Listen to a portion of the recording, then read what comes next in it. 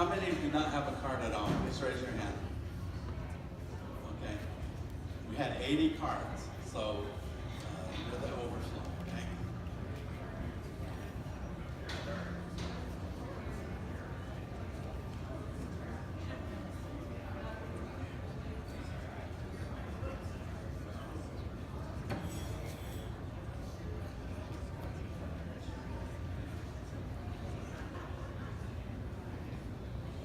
Welcome. My name again is Irvin Porter, and I am a facilitator for what's called, it came from Canada, and it's called the blanket exercise. And so we'll explain more about that as we get going.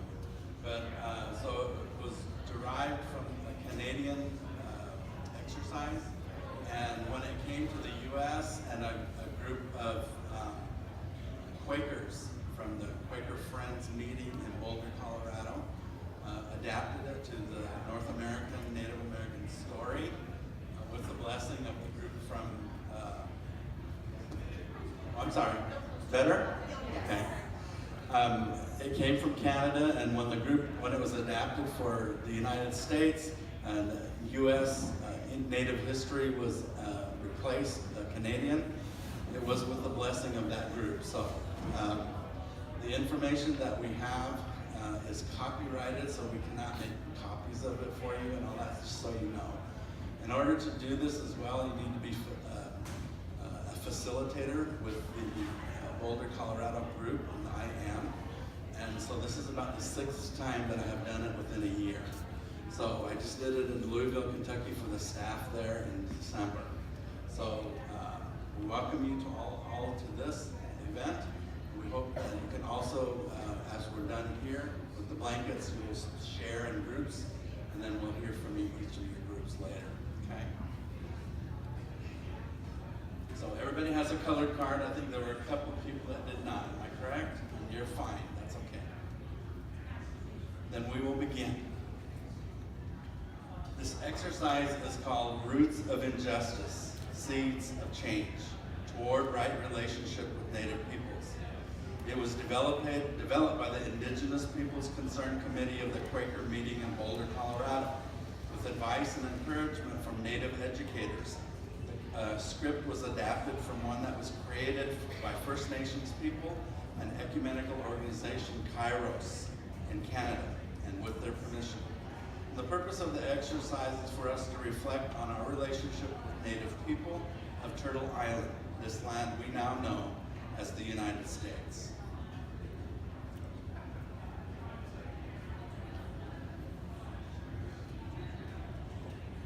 So let's begin by acknowledging with humility that land where we sit and stand today is the territory of the Shishwash people, otherwise known as the Coeur d'Alene tribe. In French, coeur means heart, and Alene is a punch used to pierce leather. French dubbed the Indians Coeur d'Alene because of harness business located in this area. In the language of the Coeur d'Alene people, their indigenous name is Swishran, which means the people that we discover here. The Shishwasham share a nation, one of 5 federally recognized tribes in the state of Idaho, who historically lived in what we would become the panhandle of region of Idaho and neighboring areas of what is today eastern Washington and western Montana, occupying an area of more than 3.5 million acres of grass-covered hills, canvas prairie, forested mountains, lakes, marshes, and river habitats. The territory extended from the southern end of Lake Pend Oreille in the north, running along the Bitterroot Range of Montana in the east, to the Palouse and North Fork of the Clearwater River in the south, to Steptoe Butte and up to just east of Spokane Falls in the west. At the center of this region is Lake Coeur d'Alene. The tribe supplemented hunting and gathering activities by fishing. In 1873, their lands were reduced to 600,000 acres and the Coeur d'Alene Indian Reservation established. Government acts put a reservation boundary across Lake Coeur d'Alene rather than following customary practice of using the high water line, and reduced the size of the reservation to 345,000 acres near Plummer, south of the town of Coeur d'Alene. The tribe manages the sovereign Coeur d'Alene Reservation, which includes the lower third of Lake Coeur d'Alene and the St. Joe River, and their submerged lands. Members also reside in the cities of DeSmet, Harrison, Parkline, Plummer, St. Mary's, some of which is on the reservation, Tinson, and Whirling. The tribe helped found the Affiliated Tribes of Northwest Indians, an organization to represent the Salish peoples in both coastal and plateau tribes, and resisted termination of its federal status. Within Idaho, in the late 20th century, the Coeur d'Alene organized with the 4 other federally recognized tribes of the state of Idaho to form the 5 Tribes Council, including the Kootenai Tribe of Idaho, Nez Perce, Shoshone-Bannock, and Shoshone-Paiute. Today, we gratefully acknowledge the traditional territory of the Shishwashum Nation, the Coeur d'Alene, where we meet today. In this workshop, we will be tracing the consequences of the doctrine of discovery.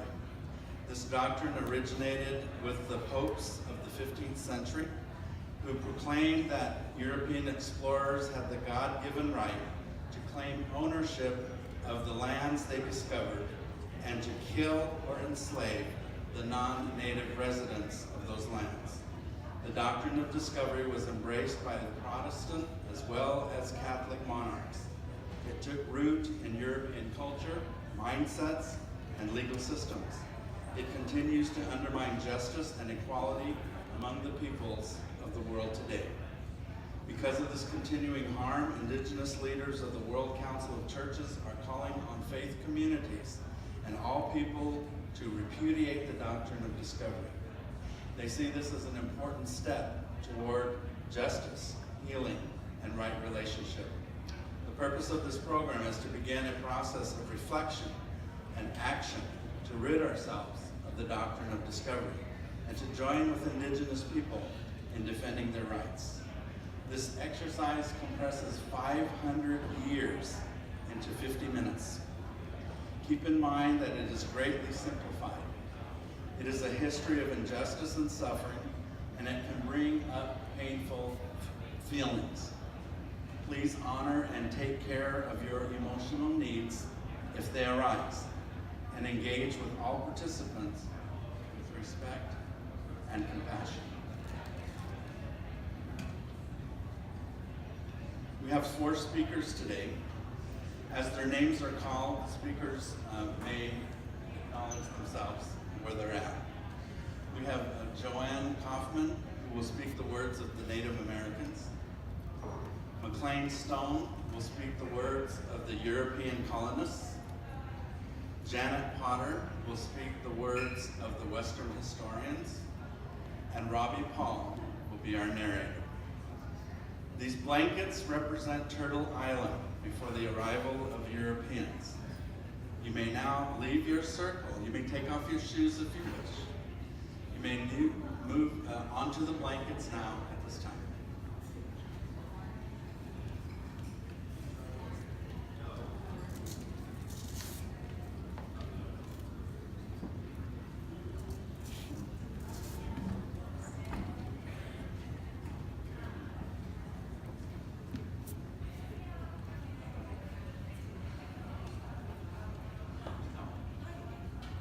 Anywhere's fine. And we thank all of you who brought blankets to help today. Come on in, everybody. Plenty of room. Everybody on the blankets, please. Thank you, as you can. Thank you.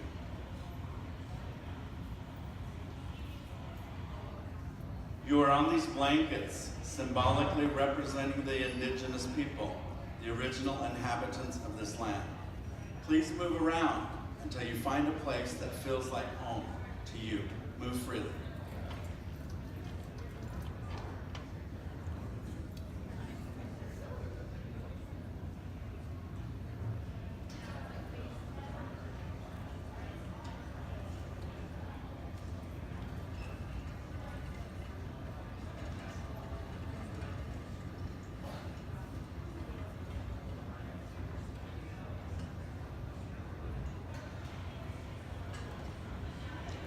Y'all set?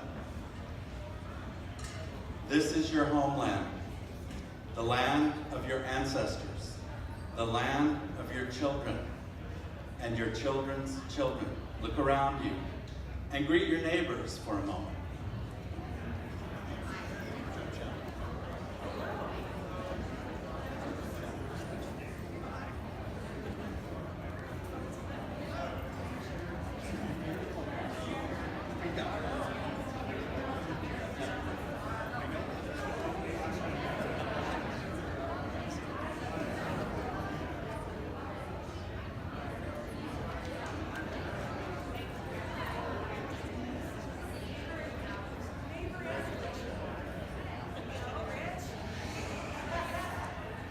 Thank you. Is there anybody on the blankets that wishes to have a chair brought to them? Please raise your hand. Anybody on the blankets who wishes to have a chair brought to them, please raise your hand. No. Sorry. You trampled. We begin.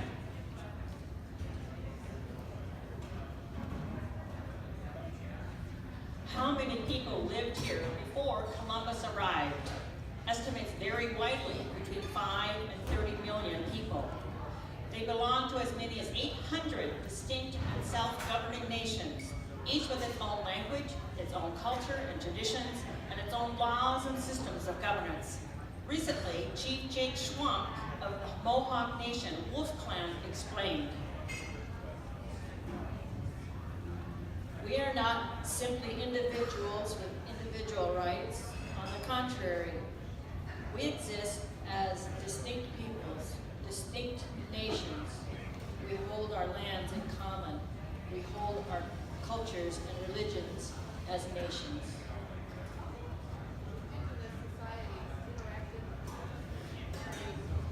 Can't hear you. Got it. Indigenous societies interacted with each other in many ways, economically, socially, and politically, in peace and in war. Before the Europeans arrived, the original peoples were already accustomed to resolving disputes through various methods, including treaty making. In his autobiography, the Ojibwe writer Kaiki Kahan describes the treaty process this way. Councils of peace are held in high esteem. Then two nations are at war. If either sues for peace, they hand to each other some token such as a belt of wampum or a pipe. When the peace council is concluded, the whole assembly will set up the most tremendous shout of joy. The shout was given and peace was secured. Diverse as they were, the indigenous peoples had much in common. They used their knowledge of the natural environment to skillfully manage their natural resources. All aspects of their lives, food, clothing, shelter, culture, and spirituality were related to the land. There's no way they could have imagined that in the 15th century, across the Atlantic Ocean, European popes and monarchs were plotting to dispossess them of their whole world. Portuguese sailors began exploring the coast of Africa in the early 15th century. In 1452, Pope Nicholas V pronounced a doctrine of discovery. He authorized the Portuguese discoverers to invade non-Christian lands and to, quote, "Capture, vanquish, and subdue all pagans and other enemies of Christ, to reduce their persons to perpetual slavery, and to take away all their possessions and property." 40 years later, when Christopher Columbus announced his discovery of a new world, Pope Alexander VI further defined the doctrine of discovery. He granted Spain the right to, quote, "conquer and take," unquote, any lands its explorers discovered. By his edict, non-Christian peoples did not own the lands where they lived. They were to be brought under the rule of European Christians who invaded their lands. Pope Alexander VI told the Spanish crown, "We, by the authority of Almighty God, give to you and your heirs forever all islands and mainlands found and to be found, discovered and to be discovered, towards the west and south, from the Arctic Pole to the Antarctic Pole.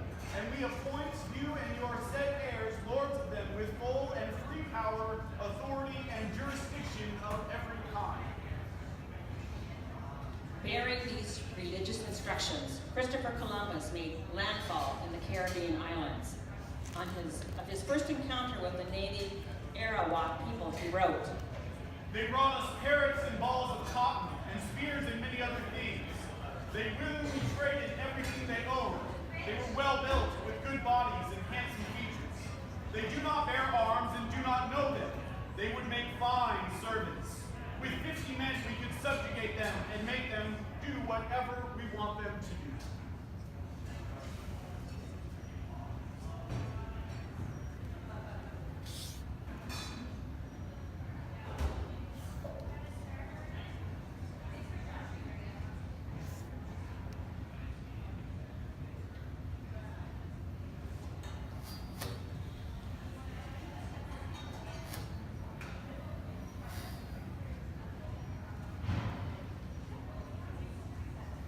So, just 2 years after Columbus landed on Hispaniola, half of the island's Taino population had died by murder, disease, or suicide. Reflecting on the brutality of the Spanish conquest, the Spanish priest Bartolomé de la Casa wrote, Our work was to exasperate, ravage, kill, mangle, and destroy. Who in future generations will believe this? I myself, writing it as a knowledgeable eyewitness, can hardly believe it. The Spanish conquistadors went on to ravage and to plunder Mexico. They made their way into present-day New Mexico in 1540. By 1600, they were establishing permanent settlements in the homelands of the Pueblo, Diné, Apache, and Ute peoples. These tribes fought back furiously against the invaders who tried to force the Christian religion on them. In 1680, Pueblo warriors drove 2,000 Spanish settlers and missionaries out of their territory. 12 years later, Spanish forces would return with a vengeance and expand their empire north and west along the Pacific coast, invading the lands of hundreds of indigenous nations.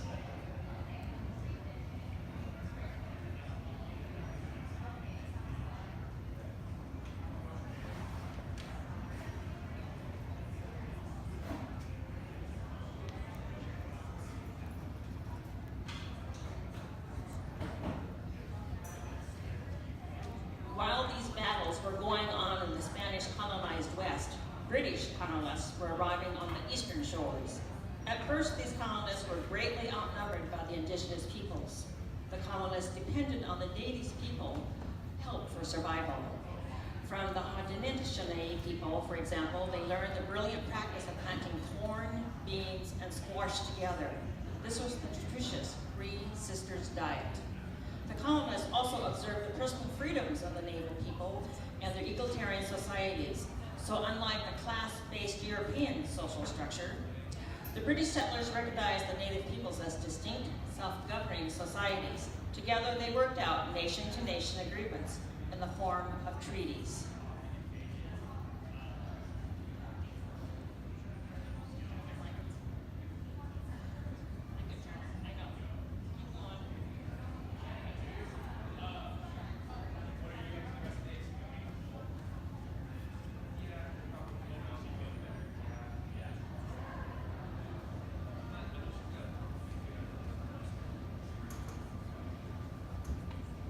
These treaties were international agreements between European crowns and the indigenous nations.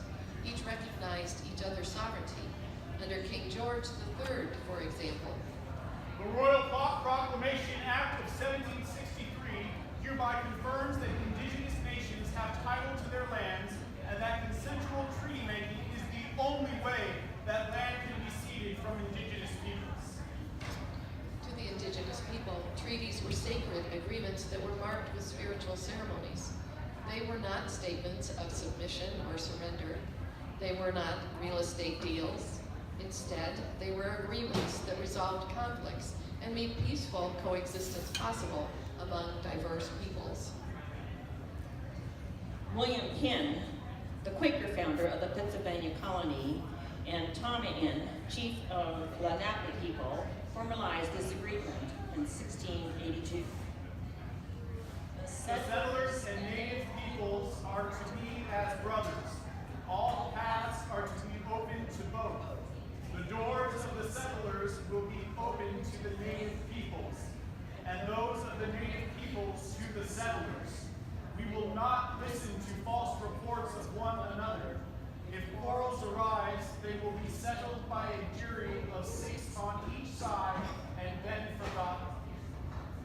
William Penn aspired to deal fairly with the native peoples. It should be remembered, however, that he received title to Pennsylvania, homeland of the Lenape people, by edict of Britain's King Charles II, whose authority rested on the doctrine of discovery. The Seneca chief, Corn Planter, denounced the doctrine of discovery when he told George Washington, All of this land belonged to the Six Nations.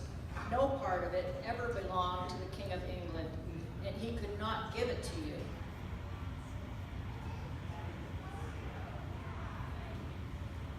You need to scoot further in.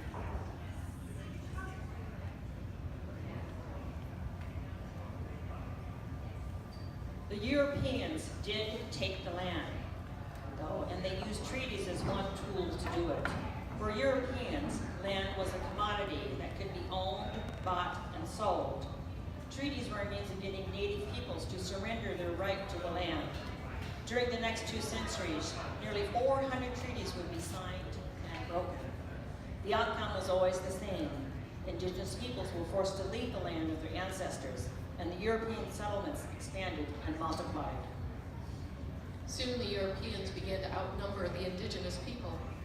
European infectious diseases like smallpox, measles, and tuberculosis spread like wildfire through native communities. People died by the thousands, often without even laying eyes on the Europeans who brought the unknown diseases.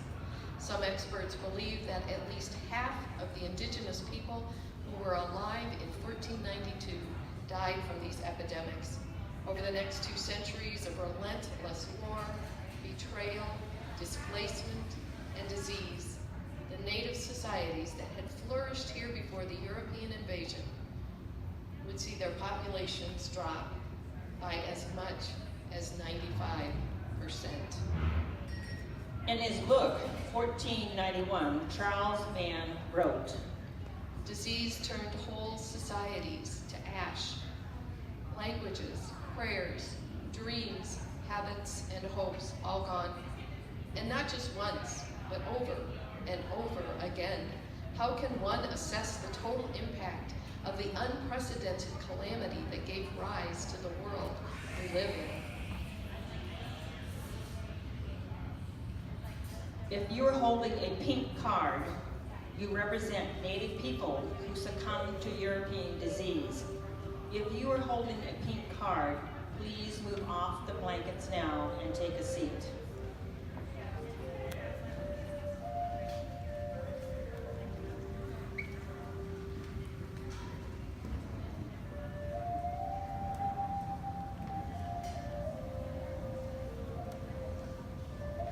In this moment of silence, we remember you.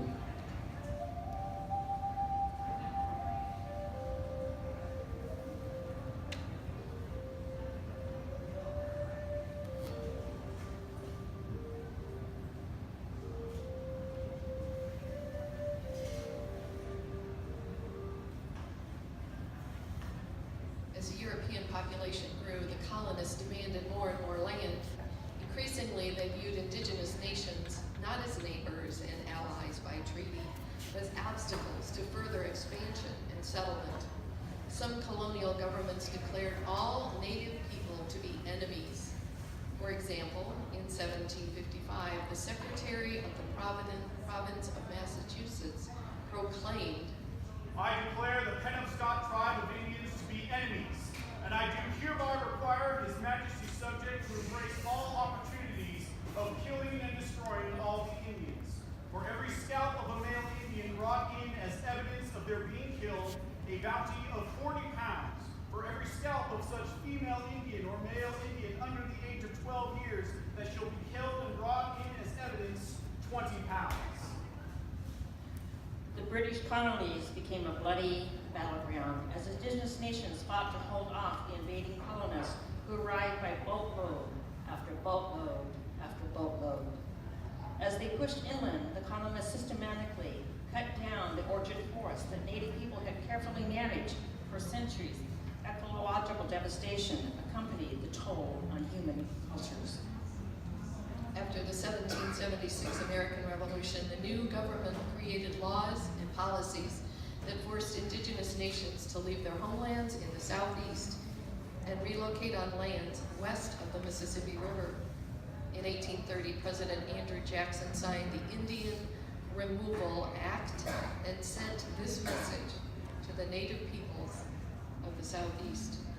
Say to my red Choctaw children and my Chickasaw children, I am their friend, but they must remove themselves from the states of Mississippi and Alabama and be settled on the lands west of the Mississippi River.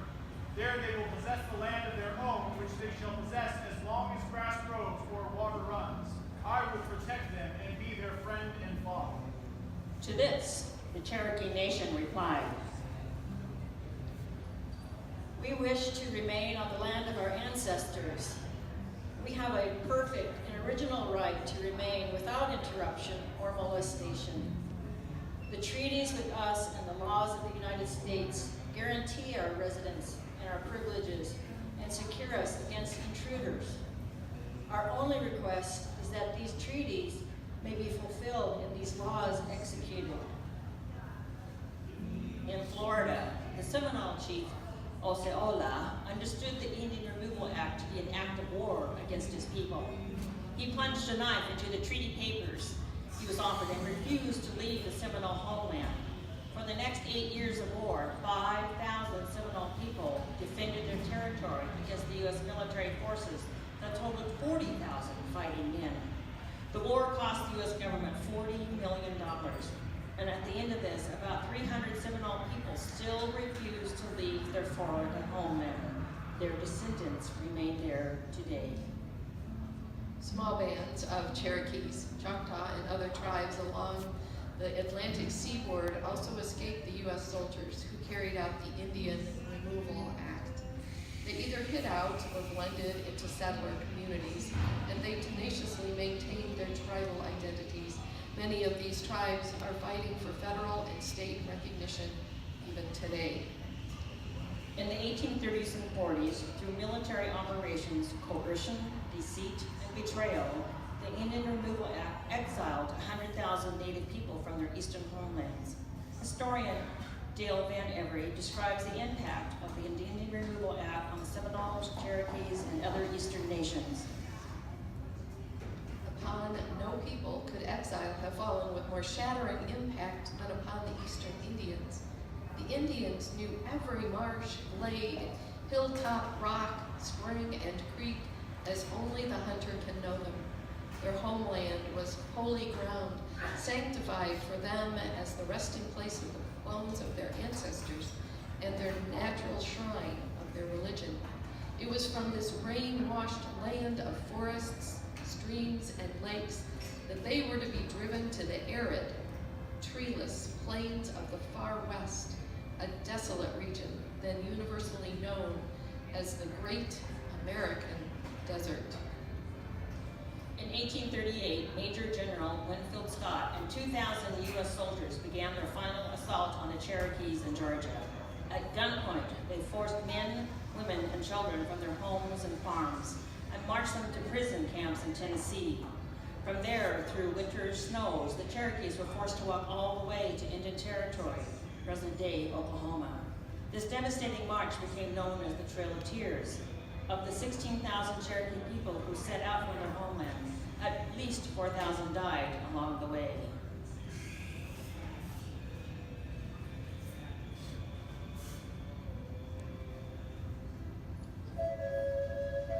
Those of you with blue cards represent the evicted peoples of the Southeast. And if you're holding a blue card, please remove off the blankets now and take a seat.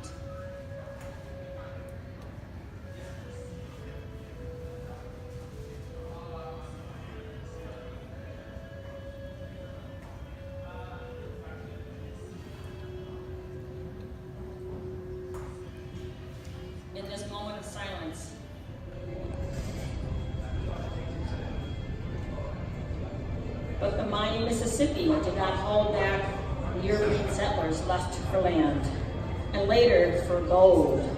As colonists streamed westward into what is now Texas, for example, the leaders called for an exterminating war against all indigenous tribes. By 1839, Texas commander Custer Douglas had burned to the ground the villages and cornfields of all the Cherokees, Delawares, Shawnees, Caddoans, Kickapoos, Creeks, Muskogees, and Seminoles in East Texas. The survivors of these massacres took their starving families and walked to the designated Indian Territory, the last step on the Trail of Tears. Historian S.C. Gwynn describes this destination where Plains tribes like the Comanche were also sent upon their surrender to the U.S. military. The reservation was a shattering experience. The system was both cruel and humiliating. The whites had taken away everything that had defined Comanche experience and offered nothing but crude squalor in its place. From the moment the people arrived, there was only a great, yawning void of hunger and desperation and dependency. There was no way out and no way back. Faced with this destiny for his peoples, in 1867, the Comanche chief, Ten Bears, delivered this speech to General William Tecumseh.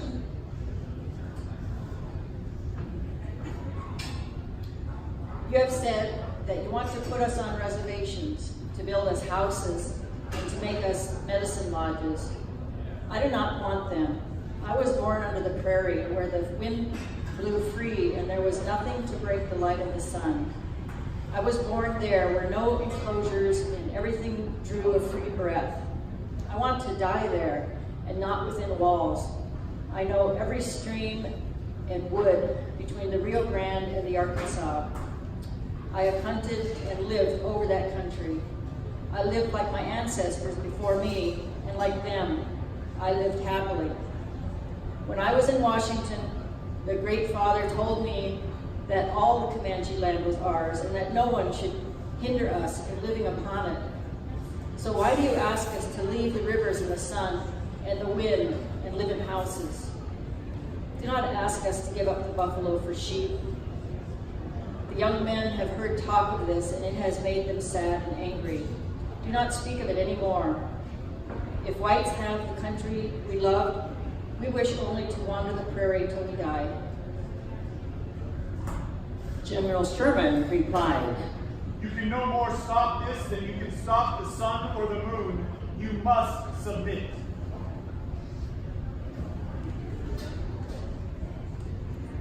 In Colorado Territory, as in Texas, the policy was extermination.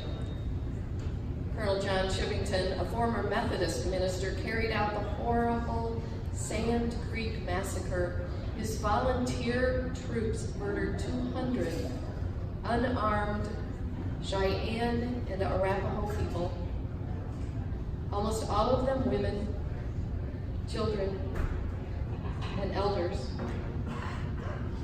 who were supposed to be under the protection of the U.S. Cavalry stationed at Fort Lyon.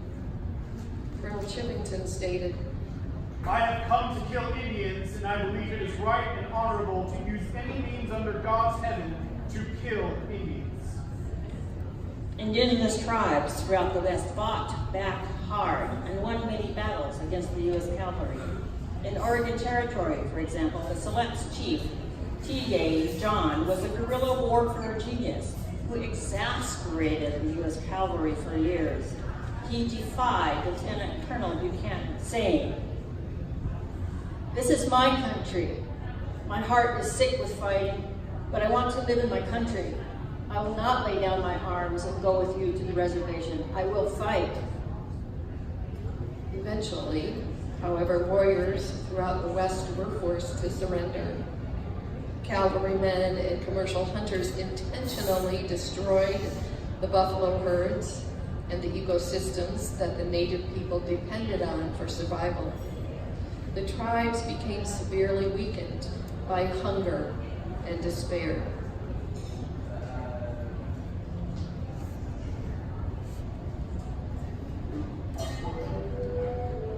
Those of you with yellow cards represent the Plains and West Coast Native people who died in battle and massacres and from starvation as their food sources and ecosystems were destroyed. If you are holding a yellow card, please move off the blankets and take a seat.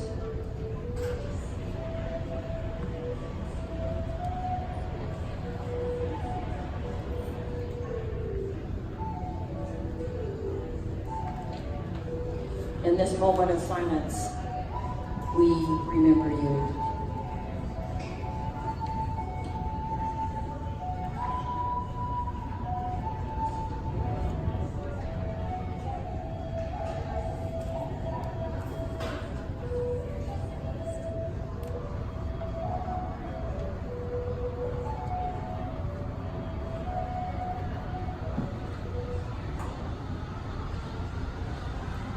During these years, some European Americans did speak out against the genocide.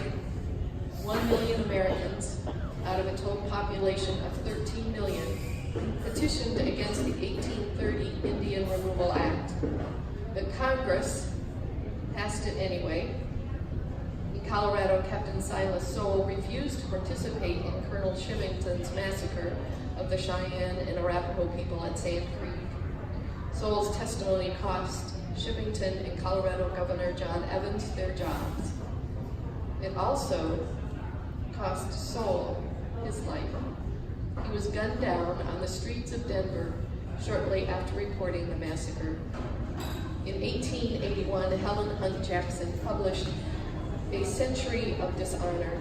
She wrote, The history of the United States government, repeated violation of faith with the Indians, convicts us as a nation of having outraged the principles of justice and made ourselves liable to all punishments which follow upon such sins. By this time, however, the doctrine of discovery had become the law of the land. In 1823, the U.S. Supreme Court ruled that Christian people had the right to discover and possess the land of, quote, heathens, unquote, and that the United States had ultimate title over all lands within its boundaries. Indigenous people had a mere right of occupancy. In future years, and as recently as 2005, this ruling would be cited as legal precedents and used to deny Native Americans the right to their land.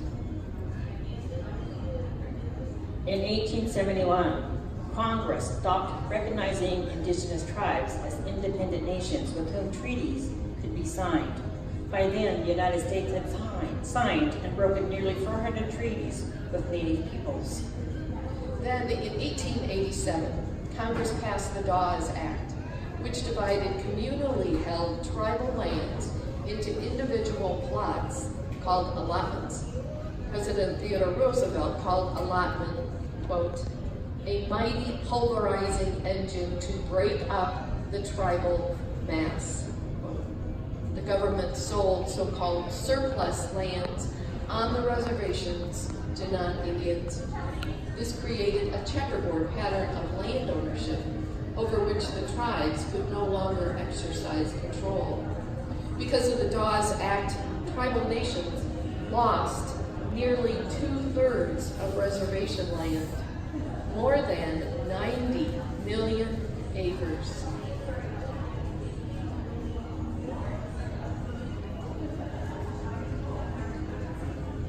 No wonder Walter Echohawk, the notable Pawnee attorney for the Native American Rights Fund, wrote,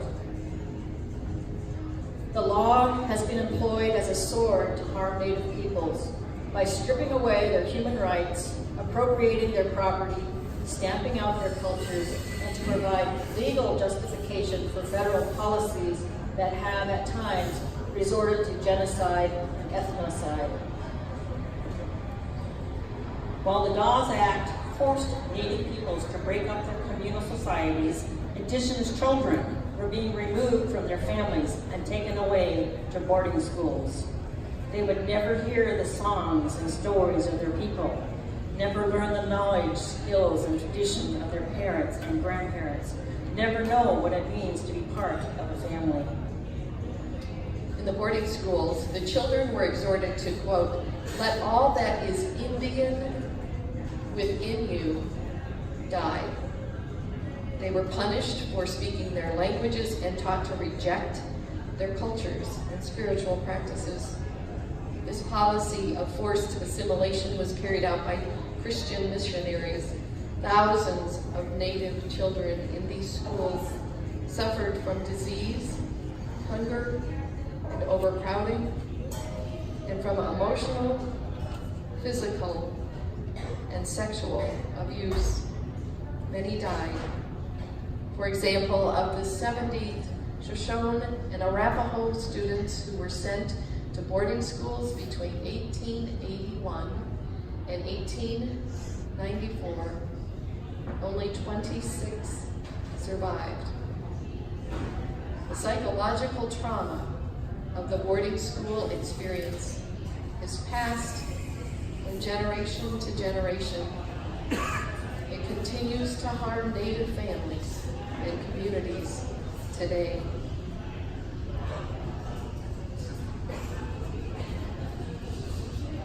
If you're holding a purple card, you represent the Native children who died in the boarding schools or suffered such grave trauma that their descendants continue to feel their pain today.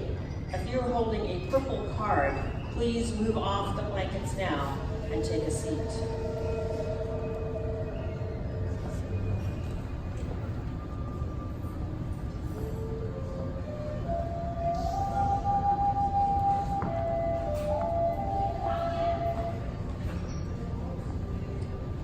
Reflecting on the policy of forced assimilation, in 1933, the Oglala Lakota chief, Luther Standing Bear, wrote,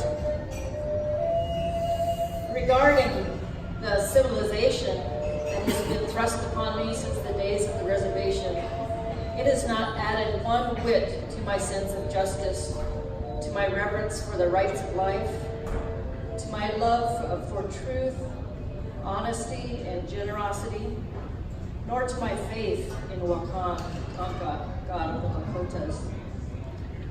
So if today I had a young mind to start on the journey of life, and I was faced with the duty of choosing between the natural way of my ancestors and that of the white man's present way of civilization, I would set that child's foot upon the path of my ancestors.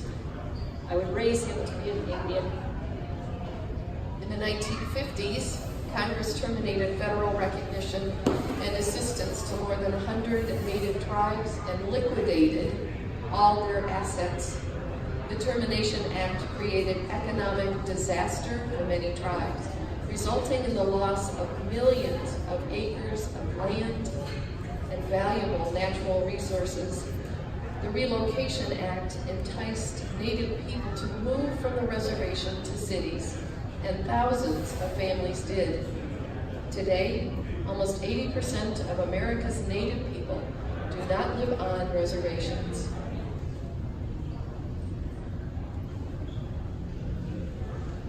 And what land is left to the original people of the United States? The total U.S. land mass is 2.3 billion acres. By 1934, Native tribes held only 50 million acres, barely 2% of their original territory. Very little money has ever been paid in compensation for the land and its wealth of natural resources. In the 1970s, through steadfast work by Native lawyers and their allies, 7.5 million acres in the lower 48 states were returned to tribes, and 44 million acres in Alaska were conveyed to Alaska Native corporations.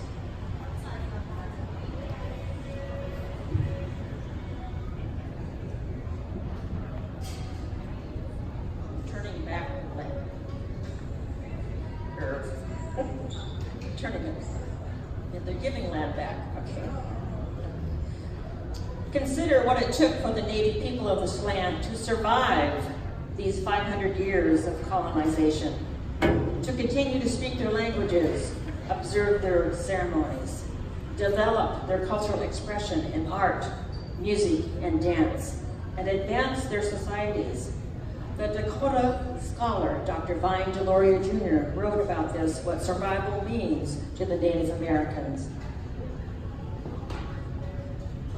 We have the intangible unity which has carried us through 4 centuries of persecution, and we will survive. We will survive because we are a people unified by our humanity. Above all, and this is our strongest affirmation, we shall endure as a people. The late Cherokee tribal chief, Wimma Mankiller, put it this way: each time a traditional Cheyenne man engages in a sun dance, or a Cherokee woman straps on terrapin shells and steps out into the circle to dance, it is practically a revolutionary act, a miracle, a living testament to the enduring spirit and strength of this people. But Native people in this country still face enormous social and economic inequities, the legacy of centuries of injustice. They are the most impoverished of all ethnic groups in America. They have the highest rates of infant mortality, teen suicide, school dropouts, and unemployment. Native American women are almost 3 times more likely to be raped as other American women, and 85% of their attackers are non-Native. During the 1970s, at least 25% of Native women of childbearing age were sterilized without their consent by Indian Health Service physicians, plunging the birth rate from 3.8 to 1.8 in a decade. Imagine the despair among the thousands of Native families who are unable to have children. In 2004, the U.S. Commission on Civil Rights stated, Native Americans are dying of diabetes, alcoholism, tuberculosis, suicide, and other health conditions at shocking rates. They suffer a significantly lower health status and disproportionate rates of disease compared with all other Americans. But it's important to recognize that in recent years, the indigenous peoples of this country have fought and won many battles. The Red Power movement of the 1960s bolstered tribal nations' rights to self-determination and self-government. Spiritual and cultural resurgent movements in the 1970s fortified a growing number of Native lawyers and lobbyists who steered important legislation through Congress. The Indian Child Welfare Act of 1978, for example, seeks to prevent Native children from being adopted or fostered by non-Native families without involving the child's tribe in making such decisions. The American Indian Religious Freedom Act of 1996 seeks to protect sacred sites and religious practices. Each victory sets the stage for more work on the long road to justice. our cultures are resilient and strong. We always have been this way. Almost 600 distinct tribes still exist in the United States today. 169 native languages still being spoken in our homes. Elders are teaching these languages to our children, along with traditional beliefs, values, dances, and ceremonies. We manage economic development for the benefit of our people. Our traditional knowledge keepers are offering their unique perspectives on climate change and other challenging issues of our time. And along with indigenous people from around the world, Native Americans worked for more than 30 years to create the United Nations Declaration on the Rights of Indigenous People. This declaration affirms the individual human rights of Native people and also defines their collective human rights as peoples. It spells out what self-determination means, that indigenous societies have the right to self-governance, to education in their own languages, to full expression of their religious and cultures, to defend their lands and territories, and to make use of their natural resources for economic development. In 2007, when the United Nations Declaration finally came to a vote in the in the General Assembly, the United States was one of only 4 countries to oppose it. 144 countries voted in favor. President Obama eventually did endorse the UN Declaration with some qualifications. In 2012, James Anya, the United Nations Special Rapporteur on the Rights of Indigenous Peoples, issued a report on our country's compliance with the UN Declaration. He wrote, "What really is needed is greater awareness of by the broader American public to the vibrancy and continuity of Indigenous peoples. I also see an ongoing need for reconciliation for the historical and ongoing wrongs that have occurred. With greater awareness, people can take actions that are appropriate to their local circumstances." So what kind of actions might we take? First, we need to understand that over the last 500 years, the doctrine of discovery has spread its tentacles into every aspect of our lives, from our private thoughts to the halls of the Supreme Court. That means we take actions to uproot the doctrine of discovery at all these levels. We can remove its vestiges from our schools. We can urge our legislators to implement the United Nations Declaration on the Rights of Indigenous Peoples. We can advocate for just laws. We can support Native American organizations. We can publicly repudiate the doctrine of discovery. We can enter into dialogue with Native people in our own communities. We can start by listening. Here's what Rio Ramirez, a young man of the Tohono Nation, said recently to a group like this one. "Knowing this country's history is the first step we need to take in the long process of preparing our people and our land. Look at the problems our people have now with things like substance abuse, lack of identity, and diabetes. Look at the crisis the earth is in with climate change and pollution. Our history tells how this came about. Sometimes when people learn about the broken treaties, relocation, and genocide, they feel guilty about what happened to Native people. Those feelings are okay as long as we move past them and try to help each other now as human beings. No one here today made these things happen, but we are the ones who are now living, and we need to understand that we are all in this together. Let me say that again. No one here today made these things happen, but we are the ones who are living now, and we need to understand that we are all in this together. I think we all have an obligation to use the talents we have to make the earth a better place. I am working on my reservation to build a better future for my people and for our land. You are working here in your own ways. It helps me to know that you are working for this too, and that my people are not alone." Now we're going to take some time to reflect on how we might move toward right relationship with Native peoples and with this land. We'll close with this exercise with a story of reconciliation and healing told by Deb Echohawk, the Pawnee keeper of the seeds. At the beginning of time, the Creator sent the corn mother to give the Pawnee people special varieties of corn seed. We planted this corn on the Nebraska prairie, and our people thrived for hundreds of years. Then the settlers came, and we got along pretty well together. But the government forced the Pawnees to leave and go to Oklahoma.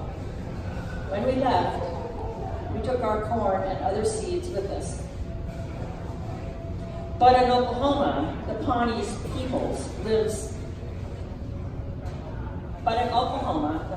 people's lives were very different. The Pawnee corn seeds did not grow well in strange soil. Over the next 125 years, the traditional ceremonies and the cycle of planting, cultivating, harvesting, processing, and storing the corn waned. By the 1980s, Pawnee leaders realized that the special Pawnee corn varieties were in danger of being lost forever.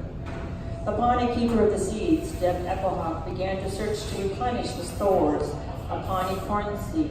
She continues the story. Then one day, Ronnie O'Brien, a descendant of the settlers in Kearney, Nebraska, contacted me. She said she wanted to learn about the Pawnees' former life in Nebraska so that she could create historical exhibits at the Nebraska Archway Museum. As we talked, we learned that we were both gardeners. I told Ronnie about the challenge of saving the Pawnee corn. Ronnie wondered if the few remaining Pawnee corn seeds would grow better back in Nebraska homeland, and she offered to try to cultivate them there. After much deliberation, the Pawnee leaders entrusted Ronnie with the corn seeds. She planted them in Pawnee homeland, and they thrived. Now, Deb Eckelhoff completes the story. The corn remembered the land it came from. Now the descendants of the settlers in Nebraska are growing Pawnee corn and sending it to us in Oklahoma. We have renewed the friendship between the Pawnee people and the settlers, and this friendship has become part of the mother corn cycle. Now the corn of our ancestors can sustain us again. This corn has nutritional and spiritual value. We need it for our ceremonial feasts. For us, it is like medicine. Now we are expanding our own gardens, and we have recovered all 10 of our original Pawnee corn varieties. Friendship is making all this possible.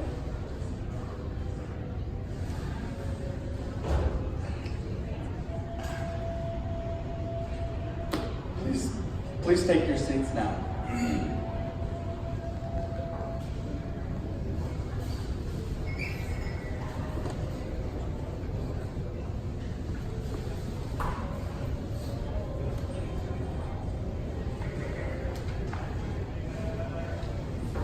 The remaining blankets are a visual sign. If you remember all those blankets that were originally on this floor, what now remains to Native people this year. Now to close our workshop, please help me in opening these blankets back up, and we'll stand in a circle on this land.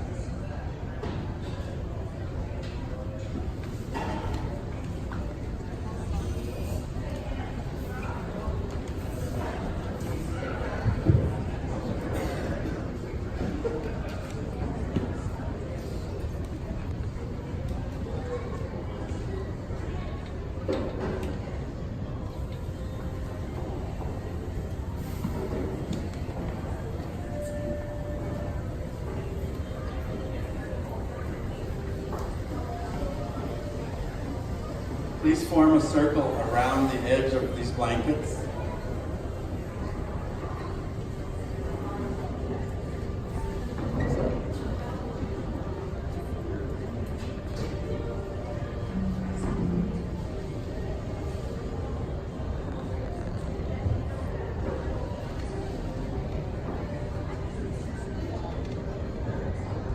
Here together on Turtle Island, let's remember what Ron Ramirez said.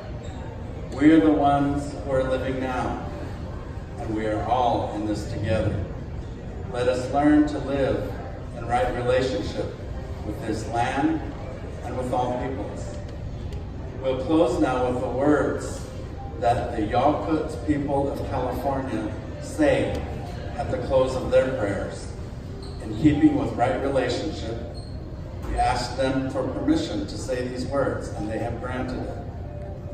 And we'll repeat those words after the speaker.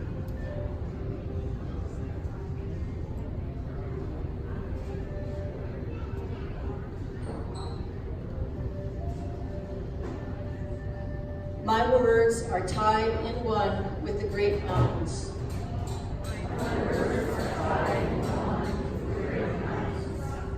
With the great rocks.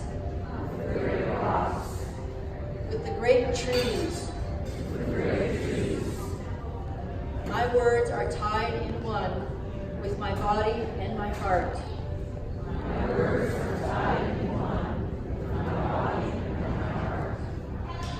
All of you see me. One with this world. Amen.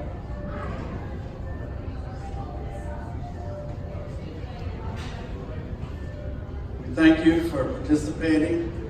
We'd like to divide you now into groups of 10. If you can gather around, sit on the blankets, sit in some chairs, and reflect with one another about what you have heard, what you have seen this morning. And then we will call one person from each group to give us a report back in just a few minutes. So we're going to take about 10 minutes? Okay, so 10 minutes. I'm sorry, crunch for time. So gather together in groups of 10. Begin to reflect with one another what you have heard. And we'll let you know when you're ready to stop.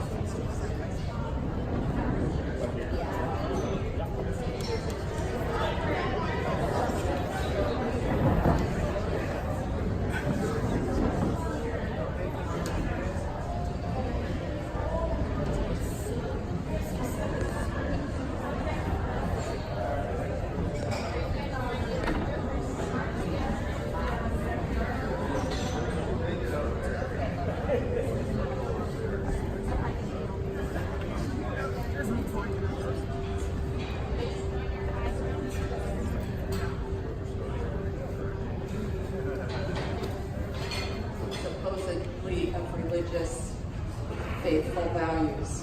I feel devastated. I feel we are all children of God. I feel renewed respect for Native populations. I feel sorry for my word, the negative karma that was created over the centuries. I will do more by being respectful of the land, of the food I grow, of the sharing with others. I will learn more about the doctrine of discovery and become actively involved in the elimination of it. I will investigate more about the blanket experience and perhaps make efforts to bring it to my own community. Thank you very much. Members of our group were surprised, and for many of us, there was new information that we did not learn in school. A desire to learn more about the history, to claim it, and kind of a wondering, and also about the Pope and the Pope's involvement, the Catholic Church's involvement in all of this. A wondering about what it looks like to share space on all land in the world, and with the migration of peoples, and thinking that it always starts in our hearts, kind of this welcoming and the hospitality starts within us. Thank you. Our group had some great observations. One of them was just the physical nature of this exercise. All of us joining together on all of these blankets, and the blankets shrinking. One of our teammates said, you know, I was on this lovely blanket, not one that I brought, but on this lovely blanket, and as the blankets got tighter and tighter, I could see the blanket, but I could no longer use the blanket. And that's probably very much how it was with the land. It was taken away from me. It was beautiful land. It was land that was productive, and my homestead, I could see it, but I could no longer use it. One of the other things we discussed was just the general nature of race relations in America today. There's lots and lots of talk about the black man in the United States, the black tragedy, how difficult things are right now between whites and blacks in this nation. I don't think we hear enough about the Native American plight. I think it is just as important, and I do hope that we can take measures to bring that up to the same level of importance for this nation. Thank you very much. Next. Our group had quite a bit of reflections. I'll try to pick out 4 things I thought I heard more than once. One was just, even as educated, relatively informed people, there was an awareness that there's just a whole lot that we're not aware of and that we don't know as a general part of our mentality and mindset, history, and but also the awareness of hearing the narration of the role that the church played. It was a lot more than the church, but the church played a part of some of that painful history, and that was hard, disappointing. And then, holy smokes, there was also a thought about a mindset that, well, that exists as a reality, but if we don't live near a reservation, it's not really part of our reality. But all of the land was once native land, and so if we're not on or near a reservation, all the more important to be a part of our awareness. And then lastly, several people noticed, were really touched by the grace at the end of the presentation, that presenting this history and sharing of our brother, shared experience, but then the ending was really who are alive today. And so the emphasis is on knowing and loving and what we will do in the future, and that offer of grace was very much appreciated. Thank you. Any other group? Our group talked about a number of things, but one of the things we focused in on was the experience itself, the experience of seeing the blankets rolled back. And we also talked about the experience of language, that we were able to have this conversation in English, which is not accidental. That is the result of a particular process. And so how difficult it must be for Native peoples who cannot participate in their language in most cases, to lose that piece of their culture, and what does that mean for us who speak English, was part of our conversation as well. Any others? So I heard 3 specific things from my little group over there. And the first was how most of us know this history, at least part of it, but to see it in this way was overwhelming and very emotional. And another thing that I heard is that we can learn from Native peoples to help our world where we are, and the effects of climate change, and how we can counteract that through partnership. And the last thing I heard was that it's going to take more than just building relationships. We believe that we need to build friendships and real family, more than a relationship, but a friendship. And also, as a side note, a group from my church went to the camel farm in Yakima, Wapato this previous summer. And we heard a lot of stories there, and one gentleman was asked, how did you get past this? And he said, forgiveness, and it just broke my heart. Thank you. Thank you. Any others? Thank you.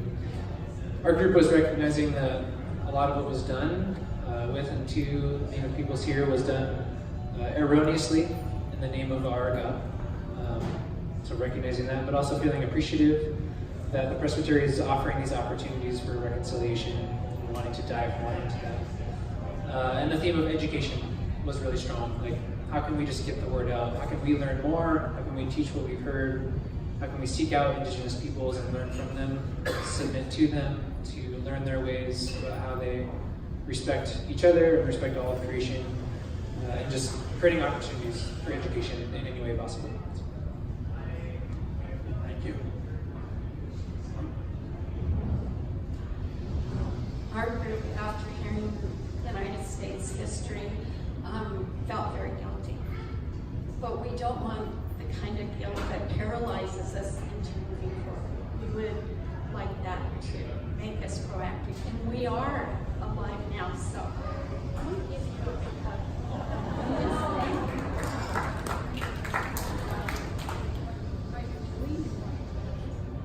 Thanks for giving me a green card.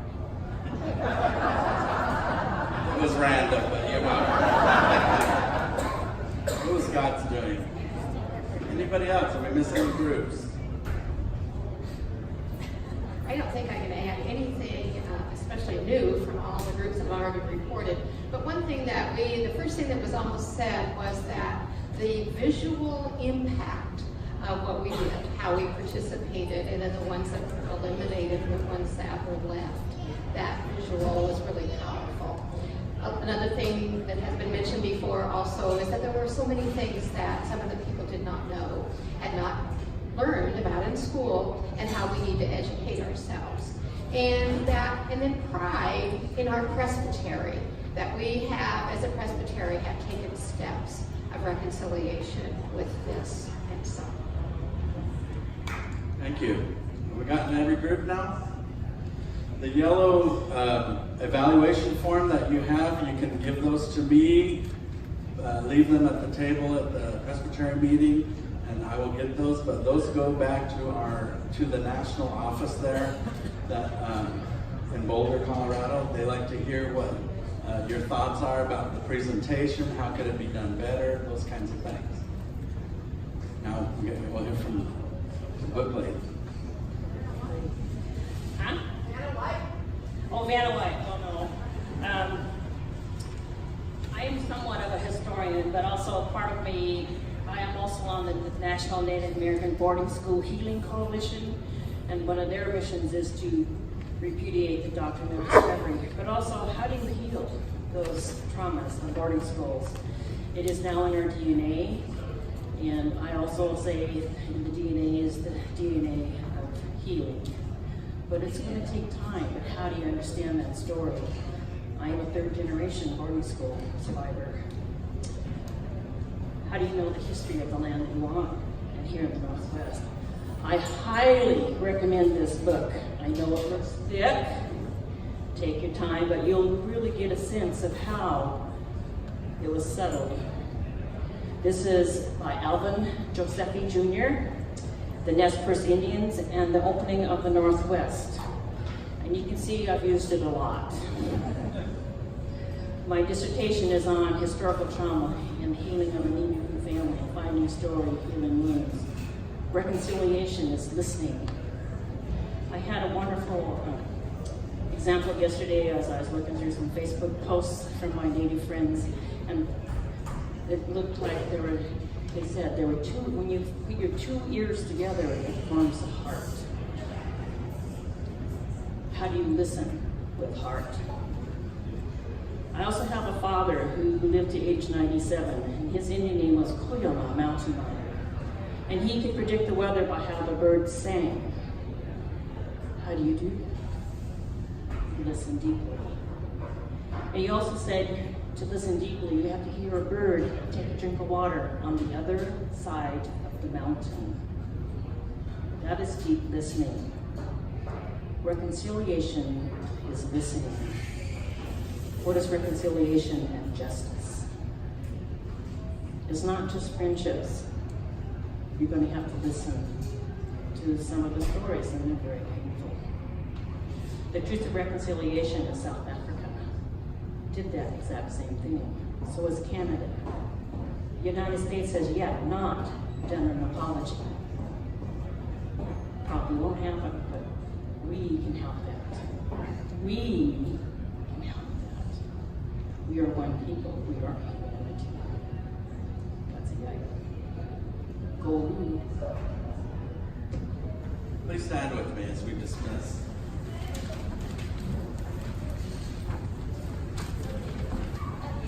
Before you leave, we have some announcements for you, okay?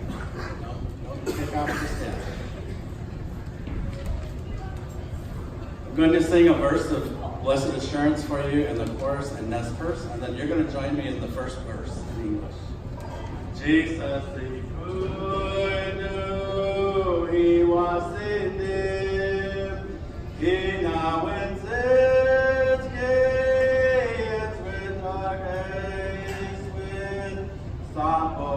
we are what it on in God, if in the Spirit, if in He has.